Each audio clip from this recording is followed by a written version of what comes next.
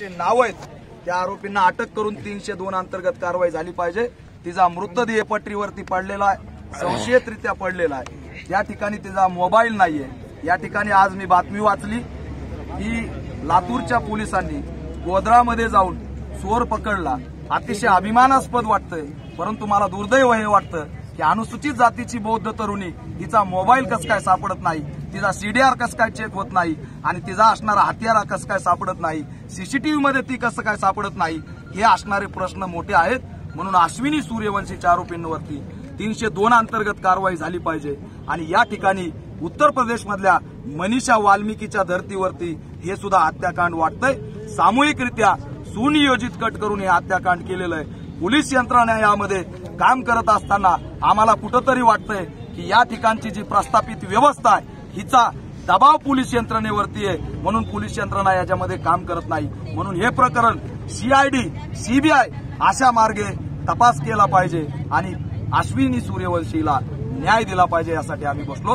समग्र लातूरमध्ये सुधीर कांबळे असेल, निशिकांत दही कांबळे असेल, परवा दिवशी बौद्ध समाजाच्या 6.5 वर्षाच्या मुलीवरती बलात्कार असेल, बौद्धांवरील खोटे गुन्हे असतील, एका पाठोपाठ एक झेंड्याचे प्रकरण असतील, त्याच्यावरून बौद्ध समाजावरती झालेले गुन्हे असतील, गायरान जमिनीचे प्रश्न असतील, बौद्ध स्मशानभूमीचे प्रश्न असतील, अशा 15 मागण्या घेऊन जिल्हाधिकारी कार्यालयावरती धडक मोर्चा काढलेला आहे। वेळोवेळी निवेदनं दिले, विनंत्या केल्या, अर्ज केले, परंतु आम्हाला कोरोनाच्या काळात जीव धोक्यात टाकून मोर्चा काढावा लागतोय, कारण या ठिकाणी आमच्या प्रश्नाकडे या सरकारचं लक्ष जात नाही।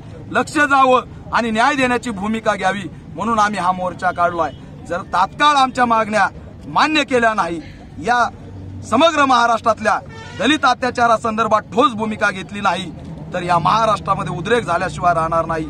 या अधिवेशनावरती ऑल इंडिया पॅंथर सेनेनी धडक दिली, आंदोलन केलं।